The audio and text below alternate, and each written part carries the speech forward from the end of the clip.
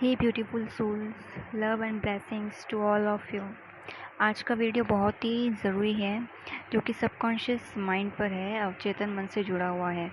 और देखा जाए तो अवेकनिंग की इस जर्नी को सबसे ज़्यादा कॉम्प्लिकेटेड यही करता, और यूनिवर्स हमारी जो अवेकनिंग करता उसका पर्पस यही होता कि हम सबकॉन्शियस माइंड को हील करें।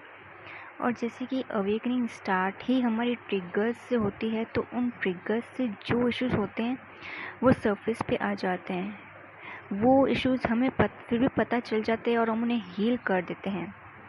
प्रॉब्लम तब आ जाती है जब कुछ इश्यूज जो आसानी से पकड़ में नहीं आते हैं, या ऐसे इश्यूज जो हमारे सबकॉन्शियस में होते हैं इतने डीप रूटेड होते हैं, इतने गहरे हो जाते हैं कि पता चल भी जाए पर खुद से उसका तोड़ निकाल नहीं पाते हैं। और फिर ये मजबूरन होके हमें बाहर से काउंसलिंग सेशंस लेने पड़ते हैं। हमारा सबकॉन्शियस जो होता है emotions, feelings, memories, habits, values, experiences, इन सब से भरा होता है।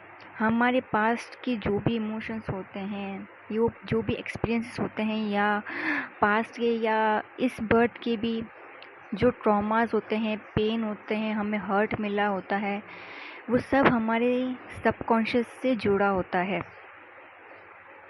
और ये इतने सारे इमोशंस, फीलिंग्स, मेमोरीज जो भी होती है, एक्सपीरियंसेस, वो हमारी जो प्रीवियस लाइफ्स होती हैं, प्रीवियस बर्थ होते हैं, पिछले कई जन्मों के होते हैं। कुछ इमोशंस, फीलिंग्स, हैबिट्स, वैल्यूज़ होते हैं जो अच्छे भी होते हैं, और कुछ ऐसे होते हैं जो बुरे होते हैं, जो हमारी सोल जर्नी के लिए अच्छे नहीं होते हैं, जिन्हें अगर हम हील नहीं करते हैं तो उससे हमारा कार्मिक साइकिल जो होता है वो बढ़ता जाता है इस अर्थ पे। और सबकॉन्शियस माइंड को समझने के लिए पहले आपको ये पता हो कि कॉन्शियस माइंड क्या होता है। कॉन्शियस माइंड ऐसा होता है कि आप लिविंग रूम में आए और रूम में पड़ी सारी चीज़ें अच्छे से दिख जाती हैं, आपको सब आपकी आंखों के सामने होता है। तो ये हुआ आपका कॉन्शियस माइंड, यानी आपको जो आसानी से याद आ जाता है वो आपका कॉन्शियस माइंड होता है। पर सबकॉन्शियस माइंड घर में बने बेसमेंट की जैसा होता है, जहाँ बहुत सारा सामान हम रखे हुए होते हैं बहुत टाइम से। वहाँ पे कुछ सामान होता है जो उपयोगी होता है, और कुछ सामान होता है जो अनुपयोगी होता है। और आप साल में एक बार ज़रूर उस बेसमेंट में जाते हैं उसको साफ़ करने, वहाँ जो अनुपयोगी चीज़ें होती है उन्हें हटाने के लिए। तो ऐसा ही है आपका सबकॉन्शियस माइंड, जिसको साफ़ करना और हील करना बहुत ज़रूरी होता है। अब आपको खुद से कैसे पता कर पाएंगे कि आपके सबकॉन्शियस में जो नेगेटिविटी है वो किस तरीके से स्टोर हो गई है, किस तरीके से वहाँ पे इकट्ठी हुई है। जैसे कि बहुत से युवाओं को आज के टाइम पे गेम्स का एडिक्शन हो चुका है। वो भी ऐसे गेम्स जो वॉर, बैटल से जुड़े होते हैं, उनमें वॉयलेंस होती है। अब उस बैटल का या उसमें जो वॉयलेंस होती है उसका उनके सबकॉन्शियस माइंड पर कितना बुरा प्रभाव पड़ता है उनको पता भी नहीं पड़ता। उनका बिहेवियर पैटर्न में चेंजेस आने शुरू हो जाते हैं। ऐसे व्यक्तियों में क्रोध बहुत बढ़ने लग जाता है, धीरे धीरे ही सही। बिना वजह गुस्सा करेंगे, चिड़चिड़े हो जाएंगे। कोई साधारण सी बात कोई उनसे कहेगा तो उस पे वो दूसरों पे भड़क जाएंगे। ऐसा तब भी होता है जब आप हिंसा से जुड़ी मूवीज़ बहुत ज़्यादा देखते हो, आप बहुत ज़्यादा बैटल वाली या ऐसी जो टेररिज्म से जुड़ी हों, ठीक है, जिसमें सिर्फ वायलेंस ही होती, हेटर्ड से भरी होती है मूवीज़, तो वो आपके सबकॉन्शियस माइंड पे बहुत ज़्यादा प्रभाव डालती है। अगर कोई व्यक्ति को हैबिट हो कि वो इन्हीं मूवीज़ को पसंद कर रहा है, ऐसी मूवीज़ वो कॉन्स्टेंटली देखता है। और जब व्यक्ति हिंसा से जुड़ी ये जैसी चीज़ें दिखता है तो इसका प्रभाव उसके अपनी फैमिली में भी दिखता है, उसके अपने रिलेशंस में भी दिखने लग जाता है। वो अपने पेरेंट्स से या अपने ब्रदर सिस्टर से या फिर अपने स्पाउस से झगड़ा करेगा अननेसेसरीली। वहाँ उस व्यक्ति का रिलेशन किसी से भी मेंटेन नहीं हो पाता है, टिक नहीं पाता है। या आप देखते हो जो औरतें ज़्यादा टीवी सीरियल्स देखती हैं, उनकी सोच एकदम नैरो होती है, बहुत संकीर्ण सोच होती है, ना कुछ बड़ा सोच पाती है, ना कुछ बड़ा अचीव कर पाती है, एकदम खुले विचार उनमें होते नहीं हैं क्योंकि सोच उनकी संकीर्ण हो जाती है। और या फिर किसी के साथ कोई हादसा हो जाता, कोई बड़ी बीमारी हुई हो पास्ट में या इसी बर्थ में, और उनका सदमा उनको लग जाता है, उनको डर बैठ जाता है, उनके सबकॉन्शियस माइंड में वो डर बहुत ज़्यादा बैठ जाता है।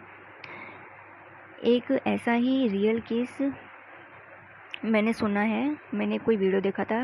एक व्यक्ति को सडन हार्ट की प्रॉब्लम हुई और काफ़ी वक्त बिना उपचार के अपनी लाइफ जी रहा था। उपचार उसने इसलिए नहीं करवाया कि उसके ही किसी रिलेटिव को ड्रग एडिक्शन था बहुत ज़्यादा, और वो व्यक्ति बहुत ज़्यादा दवाइयाँ लेने से बीमार हो गया था, उसकी हालत बिल्कुल बदतर हो गई थी।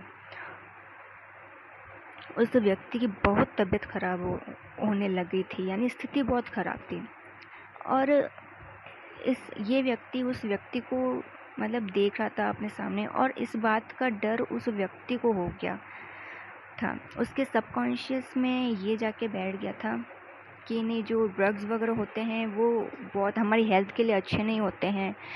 तो उसको पिल्स का था जो डर बैठ गया उसके सबकॉन्शियस माइंड में, और इस कारण से उसने अपना उपचार ही नहीं करवाया, अपना ट्रीटमेंट ही नहीं कराया, अपनी प्रॉब्लम उसने सुलझाई नहीं। तो इस तरीके से जो चीज़ें होती हैं कि हम कोई बिलीफ सिस्टम बना लेते हैं, ठीक है, या जो भी हादसे होते हैं हमारे साथ, वो हमारे सबकॉन्शियस पर कितने हावी हो जाते हैं, जैसा इस व्यक्ति के केस में होता। एक ऐसा ही एक्सपीरियंस मेरा खुद से जुड़ा हुआ है, जबकि मैंने काफ़ी इनर वर्क कर लिया था अपनी इस जर्नी पे। मुझे लगा सारे इश्यूज़ हील हो चुके हैं मेरे। हुआ ऐसे कि बाय प्रोफेशन में टीचर हूँ, और एक बार हुआ ये कि मैं बहुत ज़्यादा स्ट्रिक्ट हो गई थी बच्चों के साथ, यानी बहुत ज़्यादा मतलब उनको डांट रही हूँ, या कभी कभी हाथ भी उठ गए मेरे, ठीक है। एंड ये जब हो रहा था तब मुझे स्ट्रॉन्ग इंट्यूशन आ रही थी, कर्मा कर्मा, ठीक है, ऐसा ऐसा कर्मा का थॉट बार बार मेरे माइंड में उस वक्त आ रहा था कि यानी डिवाइन जो थे, यूनिवर्स जो है, रोक रही थी मुझे कि यहाँ तुम्हारा कर्मा क्रिएट हो रहा है। बट मैंने उस चीज़ को उस वक्त लॉजिकली लिया एंड इग्नोर कर दिया।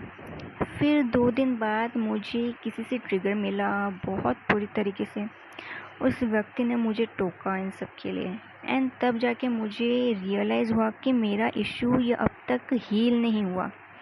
और मैं वजह बताती हूँ कि ये इशू मुझे क्यों है, ये इशू मेरे अंदर आया कहाँ से। चाइल्डहुड में ही मैं स्टडीज़ में वीक थी।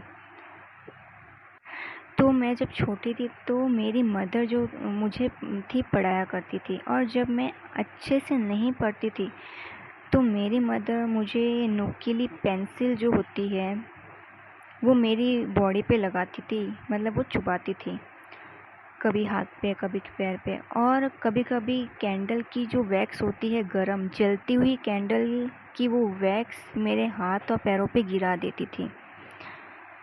मैं बहुत हर्ट होती थी उस वक्त, बहुत पेन होता था, रोती थी बहुत तब मैं। और ये सब मेरे साथ हुआ भी था जब मैं फर्स्ट और सेकंड स्टैंडर्ड में रही थी, और तब मैंने ये सारा पेन सप्रेस कर लिया था।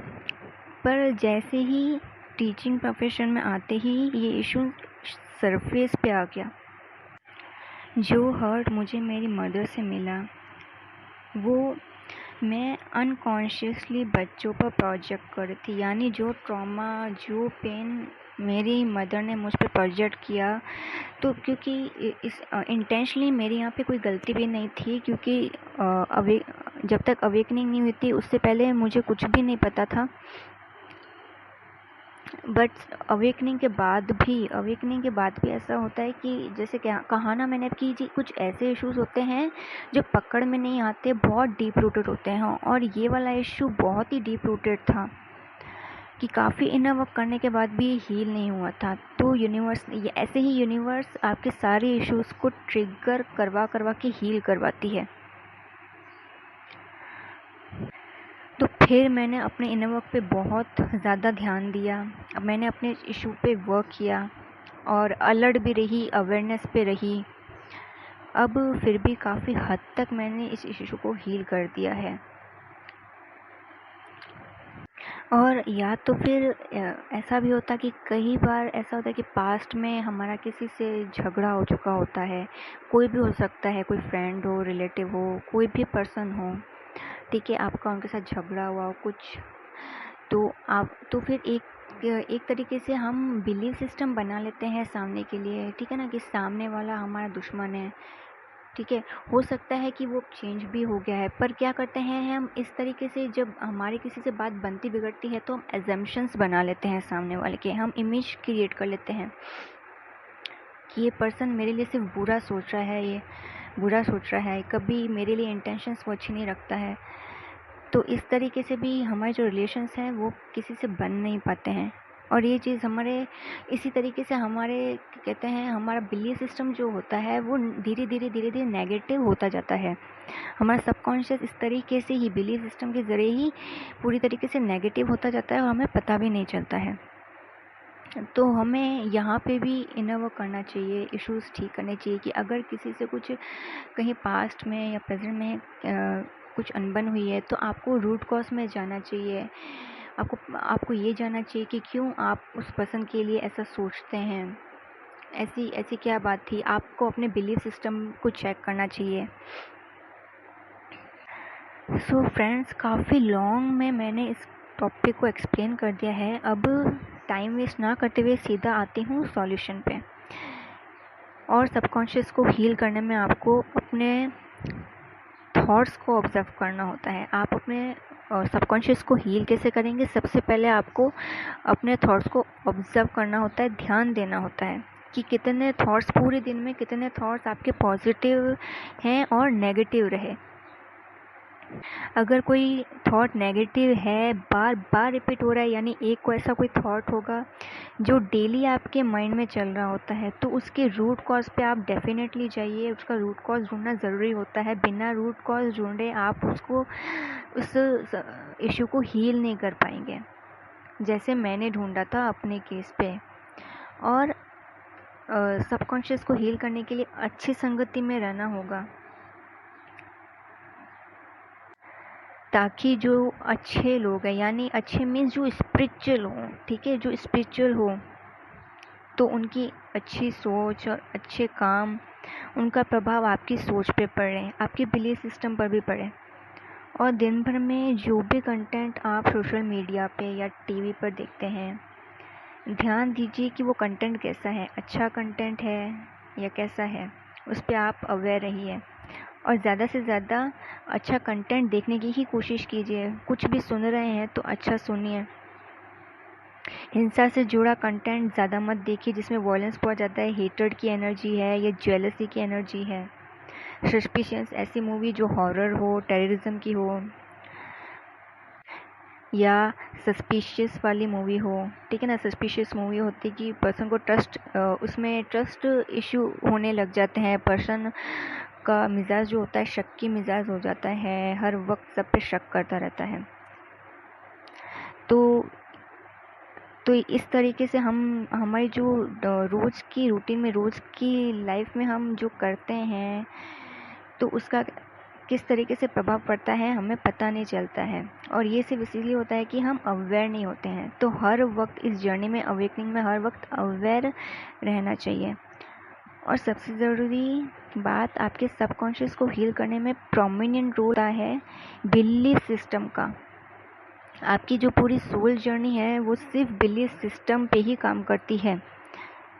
जो भी धारणाएं, मान्यताएं हों आपकी, अच्छी हों, अपराधी प्रवृत्ति की ना हो, किसी के लिए कुछ बुरा ना सोचे, किसी के साथ अगर कोई इशू है तो उससे बात करके सुलझाएं, समझें। पर कहते हैं फॉल्स एजम्पशंस किसी के लिए ना बनाएं कि वो व्यक्ति ऐसा ही है वगैरह वगैरह। सो फ्रेंड्स, सबकॉन्शियस को हील करने का मतलब कि आपको सिर्फ रिप्लेस करना होता है। अगर कहीं कुछ नेगेटिव है तो यहाँ पे सिर्फ रिप्लेस करना काम आएगा कि पॉजिटिव रिप्लेस करो, कोई नेगेटिव थॉट है उसको पॉजिटिव थॉट से रिप्लेस करो। कुछ गलत संगति है किसी की, ठीक है, दोस्तों की या किसी की भी, तो उनको अच्छे लोगों से रिप्लेस करो। कुछ कंटेंट बुरा सुन रहे हो, अच्छा नहीं है, तो उसको अच्छे कंटेंट से रिप्लेस करो। यहाँ पे सिर्फ रिप्लेस करना है आपको, क्योंकि डेली हमारे इतने काम होते हैं, हमारा शेड्यूल जो होता है वो बिज़ी होता है, तो हर वक्त पॉसिबल भी नहीं होता है कि हम अपने हर एक थॉट को ऑब्ज़र्व कर पाए। तो सिर्फ दो चीज़ें होती है जो हमें हेल्प कर सकती है यहाँ पे। एक तो ऑब्ज़र्व करना, जो कि हम फ्री टाइम में भी एक आसानी रहती है ऑब्ज़र्व करने की, और नहीं तो रिप्लेस करना, यानी अच्छे से अच्छा कंटेंट सुनना या अच्छी आदतें अपने अंदर लाना। सो फ्रेंड्स, समाप्त करती हूँ आज का ये वीडियो। उम्मीद करती हूँ कि मेरी गाइडेंस जो मैंने दी है आपको काम आ सके, आपको हेल्प कर सके। और सबकॉन्शियस से जुड़ा कोई भी डाउट हो तो आप कमेंट में पूछ सकते हैं। ओम साई राम।